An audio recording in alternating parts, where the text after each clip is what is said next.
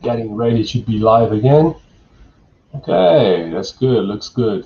Live on Instagram, live on YouTube, and live on Facebook.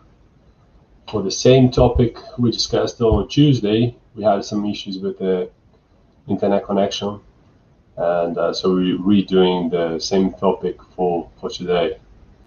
So today's live is about when parents discover this is a shock. So, Thiago, what is it? When parents discover what? When parents discover that children do not need swimming lessons to learn how to swim. It's a shock. So, wow, how come? How come? How are they going to learn? So, I'm just paint a picture here for you. Um, some of you may have heard that an old-fashioned way to teach a child to swim was like just throw them in the deep end and they're gonna have to do something to be, to survive. Let's say I've never seen anyone teaching like that, but I've heard many stories about this kind of approach. It may help some children to get to a stage where they learn, but it's very likely that it will create a phobia or a trauma for many other kids for the rest of their lives. But something we cannot deny, it may work for some case. It may work because they're gonna have to rely on what they have, arms, legs, whatever they're dealing with the situation at that moment, to let's say to stay alive. Despite I don't recommend it, but we can examine it. So when I say a child doesn't need swimming lessons to learn how to swim, what I'm pointing to is it's a very natural thing for a human being, for a child to explore what they can do, what they can do with their body when they're in the water environment. So they can learn by starting in a very shallow end of a swimming pool or in the bath, starting at the body in the water.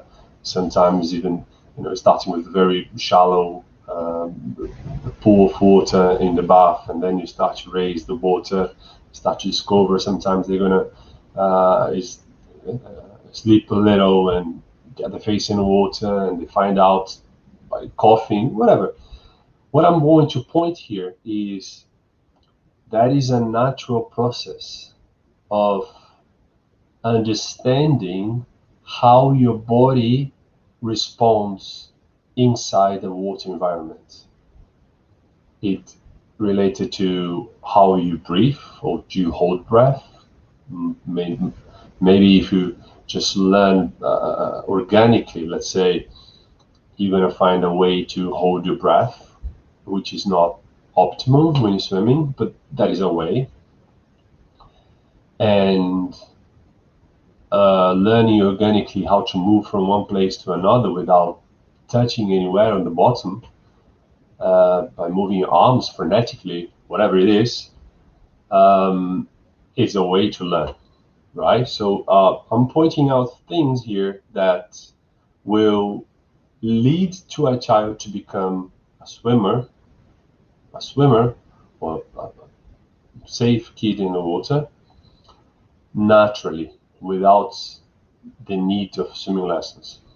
Okay, so that said, from my experience and looking to what swimming is related to, it can happen. It can happen. You don't need swimming lessons. Okay. Will that be optimal? Probably not. Probably not, unless you're guided by someone who knows about swimming. What's the easiest path, the optimal path to become a swimmer? But that is a way. So it's not optimal.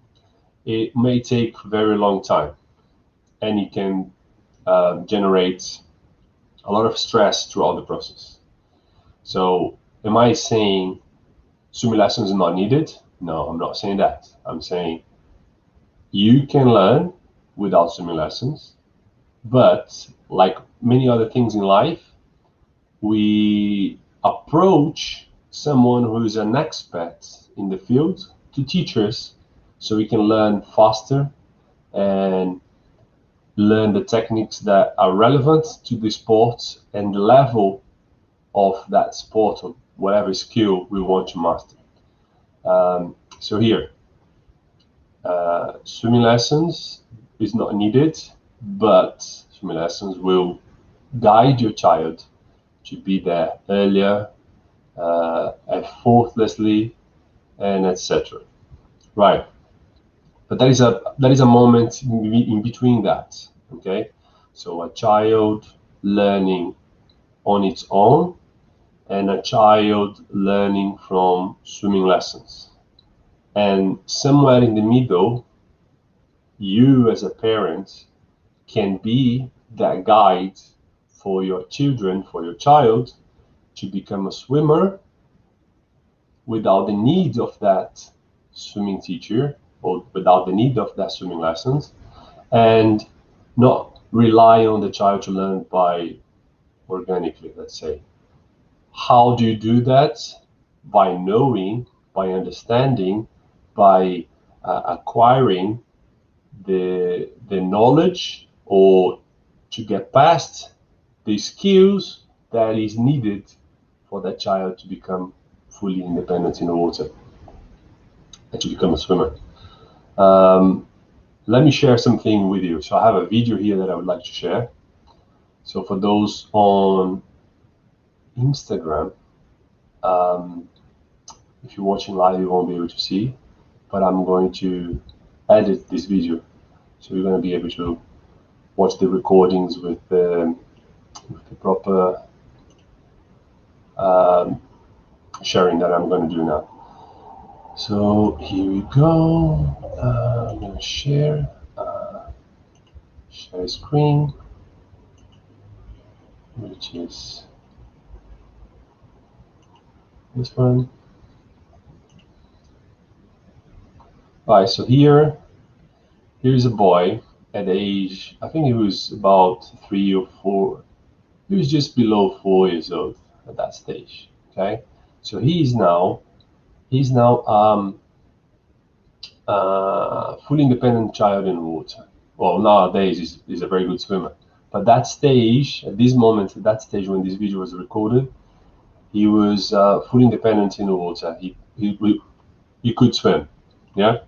So then he's on this pool, which is not a deep pool, but he can't touch the bottom and keep his head above the water. So he's about to jump, and then let's see what's going to happen. So the video is in slow motion, which is good for us to see. So he's jumping, he's getting all the way under the water. I'm pausing, and as he's going down, he was taught to breathe out, to blow bubbles, exhale to control his breath. So he's breathing out, and he's coming back up to the top to catch a breath. Yeah, so first he was emptying his lungs. Now he comes up to the top, above the surface, to regain another puff of breath. Can you see he's opening his mouth right there? Catching his breath before going under the water again. Because it's easier for me, he understands that, it's easier for me to move when I'm under the water in a flat position, horizontal position. Look at that. So his body is mimicking this position here. Yeah, so he understands that. So he jumped, breathe out. Let me catch some breath. before I go under the water again, get into a flat position to move from one place to another. And then he's moving arms and legs.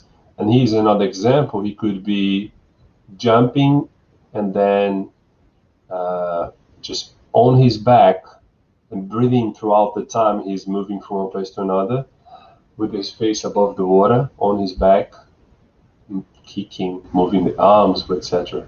So this boy has a very good kick. And then comes to whatever the poolside is, to be able to climb out and get ready to jump again, right? So let me stop sharing. And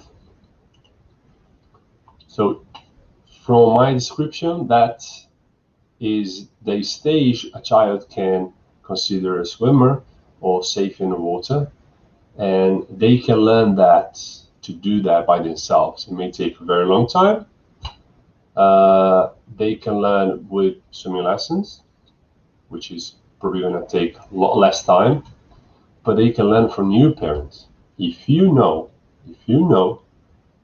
the skills to teach your child to get to that stage, and teach those in sequence and in a way they can learn quickly, they get that probably as quick or sometimes even quicker than swimming lessons. And why do you say that, child? Why as quick or quicker or faster than in swimming lessons? Because when you're a parent, you take your child to the swimming pool to pass on the knowledge or to pass on the skills, you already have a bound of safety and what's the word I'm looking for is trust. And sometimes when you book a swimming lesson for a child, and that child needs to, to bond with the teacher, feel confident, to feel safe around that environment, etc. For some kids, that can happen really quick, but some may take a long time. It may take lessons and lessons before that trust is built. With the parent, not at all. First day, first time, it's there. They have a bound already. And also, you have the extra, let's say, you have an extra channel with your child compared to any swimming teacher. The swimming teacher probably has like 30 minutes with that child in the water every week or every 2 times per week, and then they don't see each other until the next lesson.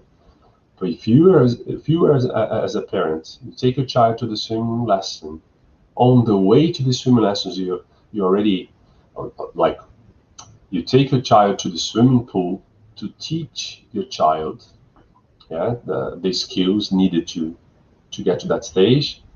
But in the process, as you walking to the swimming pool, as you driving, taking the bus, train, whatever, a day before you organize, tomorrow we're going to go to the swimming pool, you already have the opportunity of creating that world for them. Oh, tomorrow we're going to blow bubbles. Do you know why we're blowing bubbles? Because when we blow bubbles, we send a message to those fishes in the water. And then how we do it? Well, let's practice here at home. So even before the lesson, even before the water time, you're already creating what's going to happen in that session with you and your child. And then, let's say your child is afraid of putting the face in the water, and then you're there in the swimming pool trying to help your child, and there is some other kids in the pool, and they all wearing swimming goggles, put the face in the water, and then you're talking about it, and then after the session, your child didn't put the face in the water, but you have the opportunity of, how do you remember those kids? They were jumping in the pool, they were looking inside the water with the goggles on. Let's go buy a pair of goggles for you. Let's see which one you like best. So you have all of that extra channel with your child to accelerate the process. So that's what I'm pointing out. And one of the most important things most important thing.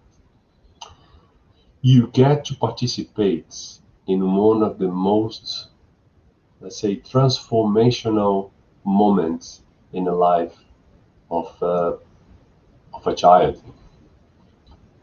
Uh, Based on my experience, when a child learn they can see under the water, right? One of the first times they put the face in the water with confidence, and they're not inhaling water, they're not coughing, they're just looking, and you see like, wow, this is amazing, this is another world.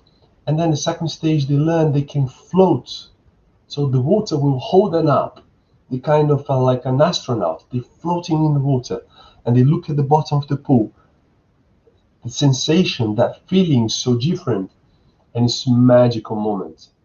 And if you can participate, if you can be present to that moment, that's one of the biggest gifts, I would say. Um, I, as a swimming instructor, I've I've been there. I've been present to many children. Uh, been through that process, those magical moments, and I realized like, whoa, here's another one that could be with the parents learning this, and being so magical for the parents as well. But it's not, whatever it is, it's not bad, it's not wrong, but it's it's something beyond. And so that's the message for today. Okay, I hope you liked it, and this video will be recorded so you can watch again. And next Tuesday we have another session here. Next Tuesday, next Thursday, 9 p.m. UK time. Thank you very much for all of you for participating here, and I'll see you next week. Bye.